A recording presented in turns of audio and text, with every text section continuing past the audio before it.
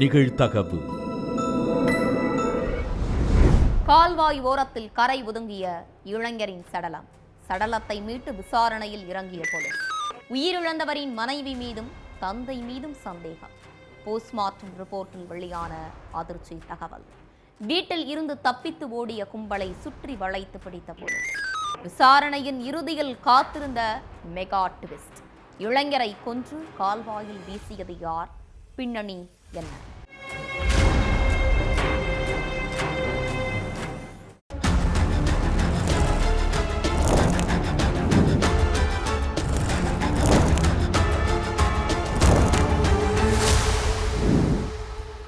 அஞ்சாம் தேதி லட்சுமபுரம் பகுதியில் உள்ள கால்வாய் ஓரமா கிராமத்தைச் சேர்ந்த சில பேரு உட்கார்ந்துகிட்டு இருந்திருக்காங்க. அப்ப கரையோரமா அஞ்சையாங்கிற நபரோட சடலம் ஒதுங்கி இருக்கு. இத பார்த்து அதிர்ச்சி அடைஞ்ச கிராம மக்கள் உடனே போலீஸுக்கு போன் பண்ணி தகவலை சொல்லிட்டாங்க. இதனால சம்பவ இடத்துக்கு வந்த போலீஸ் சடலத்தை மீட்டு போஸ்ட்மார்ட்டத்துக்கு அனுப்பி வச்சாங்க. அஞ்சையா உயிரிழந்த விஷயம் காட்டு தீ போல அந்த ஏரியா ஃபுல்லா பரவி இருக்கு. இந்த சம்பவத்தை கேட்டு ஓடி வந்த அஞ்சையாவோட மனைவி சிரிஷாவும் தந்தை லட்சையாவும் அஞ்சையாவோட சடலத்தை பார்த்து கதறி அழுதுருக்காங்க. அதுக்கப்புறம் சிரிஷா கிட்டையும் தந்தை லட்சையா கிட்டையும் போலீஸ் விசாரணை பண்ணி இருக்காங்க. உங்க கணவர் எப்ப காணாம போனாங்க, என்ன ஆச்சு அவருக்குன்னு கேட்டிருக்காங்க. அதுக்கு சிரிஷா, 3 நாட்களா என் கணவரை காணோம். நாங்க பல இடங்கள்ல தேடி பார்த்தோம், அவரை காணவே இல்லை. அதனால அவரே வீட்டுக்கு வந்துருவாருன்னு நினைச்சோம்னு சொல்லி இருக்காங்க.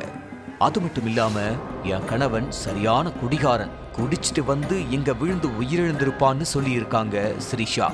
சரி, அதெல்லாம் இருக்கட்டும். அஞ்சையா காணாம போய் 3 நாட்கள் ஆகுது. ஆனா நீங்க எதுக்கு போலீஸ் ஸ்டேஷன்ல கம்ப்ளைண்ட் கொடுக்கலன்னு சொல்லி இருக்காங்க. அதுக்கு சிரிஷாவும் லஞ்சையாவும் திருன்னு முழிச்சிருக்காங்க. இதனால அவங்க மேல போலீஸுக்கு சந்தேகம் ஏற்பட்டிருக்கு. அதுக்கப்புறம் போலீஸ் 2 பேரையும் கண்காணிக்க ஆரம்பிச்சிருக்காங்க. இதுக்கிடையில போஸ்ட்மார்ட்டம் ரிப்போர்ட் வெளியாகி அதிர்ச்சியை ஏற்படுத்தி இருக்கு. அஞ்சையாவோட கழுத்துல காயங்கள் இருந்ததா குறிப்பிடப்பட்டிருந்துச்சு. இதனால இத கொலைன்னு கன்ஃபார்ம் பண்ண போலீஸ் அஞ்சையாவோட வீட்டுக்கு போயிருக்காங்க. அப்ப சம்பந்தமில்லாத சில நபர்கள் அவங்க வீட்ல இருந்து தப்பிச்சு போயிருக்காங்க. இதனால வீட்ல இருந்த சிரிஷா லட்சையான்னு எல்லாரையும் சுத்தி வளைச்சு பிடிச்ச போலீஸ் அவங்க கிட்ட விசாரணையில இறங்குனாங்க.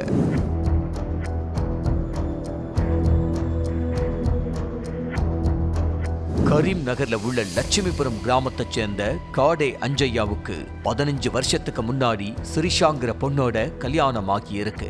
அஞ்சையா சொந்த கிராமத்துல விவசாயம் பண்ணிக்கிட்டு இருந்தாரு.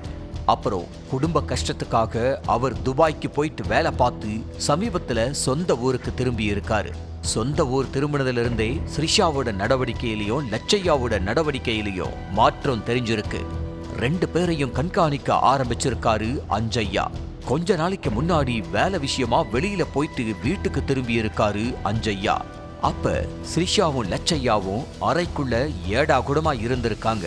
இத பார்த்து அதிர்ச்சியான அஞ்சையா மனைவியையும் தந்தையையும் போட்டு சரமாரியா அடிச்சிருக்காரு.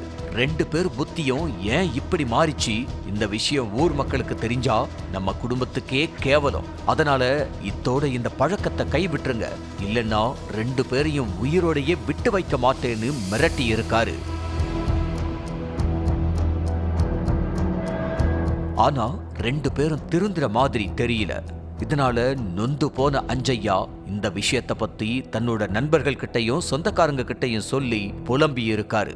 அடிக்கடி மனைவி கூடவும் தந்தை லட்சையா கூடவும் சண்டை போட்டிருக்காரு. இதனால கடும் ஆத்திரமடைஞ்ச சிரிஷா, அஞ்சையா உயிரோட இருக்கிற வரைக்கும் நாம நிம்மதியா வாழ முடியாது, அவரை கொலை செஞ்சாதான் நாம 2 பேரும் சந்தோஷமா இருக்க முடியும்னு நினைச்சு லட்சையா கூட சேர்ந்து கொலைக்கான திட்டத்தை போட்டிருக்காங்க. அதுக்காக அதே கிராமத்தைச் சேர்ந்த ரவி என்பவரை அணுகி இருக்காரு லட்சையா. அதுக்கடுத்து அஞ்சையாவை கொலை செய்ய கூலிப்படையை சேர்ந்த கோடீஸ்வர் அவரது நண்பர் முகமது அப்ரார் கிட்ட 3 லட்சம் ரூபாய் பேரம் பேசி இருக்காரு.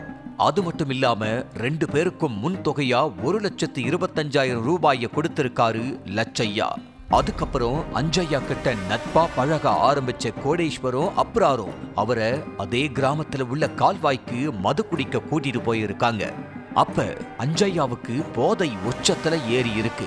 அஞ்சையா போதையில நின்னுகிட்டு இருந்த நேரத்துல அவரோட கழுத்தை நெரிச்ச கும்பல் அவரை கொடூரமா கொன்னு இருக்காங்க.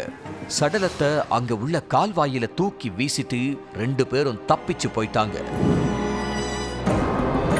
இந்த விஷயத்தை கேள்விப்பட்டு ஸ்பாட்டுக்கு வந்த போலீஸ் தீர விசாரிக்க ஆரம்பிச்சாங்க. ஸ்ரீஷாவோட நடவடிக்கையிலையும் லட்சையாவோட நடவடிக்கையிலையும் மாற்றத்தை கண்டுபிடிச்ச போலீஸ் ரவி கோட்டேஸ்வர் அப்ரார் ஆகியோர் பாக்கி பணத்தை வாங்க லட்சையா வீட்டுக்கு வந்த நேரத்துல எல்லாரையும் போலீஸ் சுத்தி வளைச்சு பிடிச்சு கம்பி எண்ண வச்சிருக்காங்க.